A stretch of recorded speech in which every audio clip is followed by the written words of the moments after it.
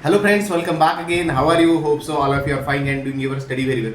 So today's is another topic, importance of the mock analysis. How mock analysis play vital role in your improvement. You know that you give the daily mocks but only see the score and go next mock. Okay, I got this marks, I will give next. But you don't do the analysis. So if you don't do the analysis of that mock, you don't get the improvement. So the mock analysis is very important. Mock analysis plays very important role in your improvement. Let us take some example. If you are giving RRB PO marks, okay, at morning you give RRB PO marks and out of 80 you got 55 marks.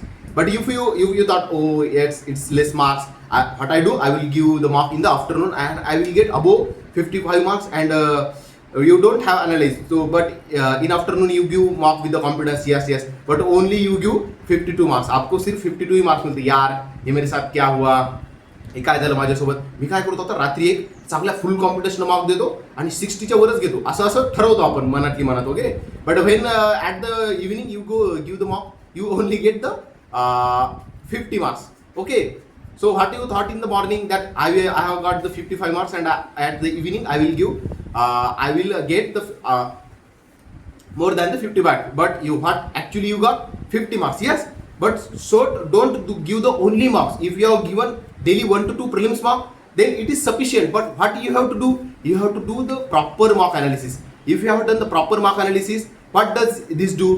It avoids your mistakes. If you have done today one mistake, then in the next mock it avoids your mistakes. But what if you done mistake, you analyze, so it can be avoided in your actual exam. So in actual exam your accuracy increases, your time also saves. And when you are doing the mock analysis, go with the group. We take any random mock from mains, sectional mains or full length mains.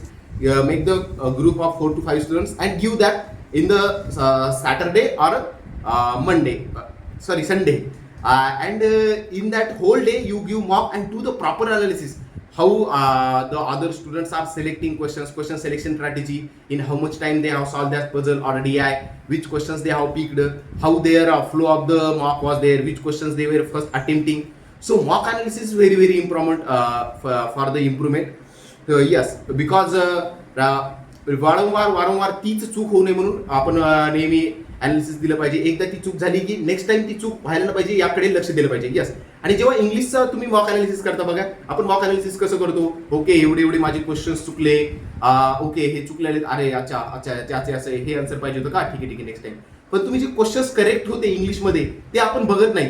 कारण कसं इंग्लिशमध्ये आपल्याला असं quant reasoning सारखं simplification आपण solve करून येत नाही. आपल्याला कसं वाटतं, अरे रिडिंग बेसवर हे वाटते म्हणून क्लिक करतो, ओके इथे थोडं गडबड वाटते हे क्लिक करतो, किंवा असं काहीतरी आन्सर येते. शुअरिटी म्हणजे असते पण त्या 100% शुअरिटी नसते. आपण मग ते जर तुम्ही सॉल्व्ह केलेले क्वेश्चन पण पाहिले, म्हणजे हा माझा तुक्केनं बरोबर आलाय का, खरंच 100% माहित होती की हीच एरर आहे का, पण रिडिंग बेसवर मी थोडं रिस्क घेतली आणि क्लिक केलं, म्हणजे ती तुमची कॅल्क्युलेटेड रिस्क होती आणि ती बरोबर आली. पण तिथे तुम्ही प्रॉपर अनालिसिस केली की ओके माझं at the time of thinking बरोबर होतं, तेच फायदा होतो. तुम्ही इंग्लिशचा असं प्रॉपर सगळ्या क्वेश्चन्स, इंग्लिशच नाही पण मराठी क्वांट आणि रिझनिंगमध्ये पण असंच जे काही तुमचे करेक्ट क्वेश्चन्स होते ते पण सॉल्व्ह करायचे. अनअटेम्प्टेड क्वेश्चन्स, रॉंग क्वेश्चन्सला तर करायचंच आहे. काय माइंडसेट होतं म्हणजे ॲट द आणि लगेच मॉक झाल्यानंतर थोडा वेळ घेऊन लगेच अनालिसिस करायचं. तुम्ही नेक्स्ट डेला मॉक अनालिसिस करू नका. कारण काय, जेव्हा तुम्ही मॉक देऊन लगेच अनालिसिस करता, म्हणजे मॉक देताना काय तुमची थिंकिंग होती आणि आता काय थिंकिंग आहे तुम्हाला ते लक्षात येतं. काय माझं सिली मिस्टेक करत होतो का, की मला कॉम्प्रिहेंड होत नव्हतं, दुसऱ्या दिवशी तुम्हाला लक्षात येणार नाही काय होतं. तर तुम्हाला प्रॉपर मॉक अनालिसिस जितकं व्यवस्थित करायला डे बाय डे, तर तुमचं खूप इम्प्रुव्हमेंट होईल बा. Mock analysis is improvement. जर तुम्ही आता मॉक देताय पण मॉक अनालिसिस करता येत नाही तर काय फायदा. 1000 रुपयाचे ओलिगोडचं सबस्क्रिप्शन कशाला घेतलेलं आहे, तुम्हाला प्रॅक्टिसच करायची आहे तर तुम्ही PDF मधून एखाद्या वर्कशीट मधून पण करू शकता. पण काय टाइम बाउंड आहे, तिथे प्रेशर आहे, हेच आपल्याला हँडल करायचं आहे. मॉक अनालिसिस तोच फायदा की तिथे टाइम आहे, आपल्याला कळतं कोणता क्वेश्चन किती टाइम मध्ये झाले, तर याच्यासाठी आहे ते, त्याचा प्रॉपर फायदा घ्या. So from today do proper analysis करताय, पण प्रॉपर मॉक अनालिसिस पण होणं महत्वाचं आहे. कोणाच्या एखाद्या सिनियर कडून घ्या, एखाद्या शिक्षकाकडून घ्या, पण मॉक अनालिसिस नेहमी करा. Thank you. We will meet in the next video.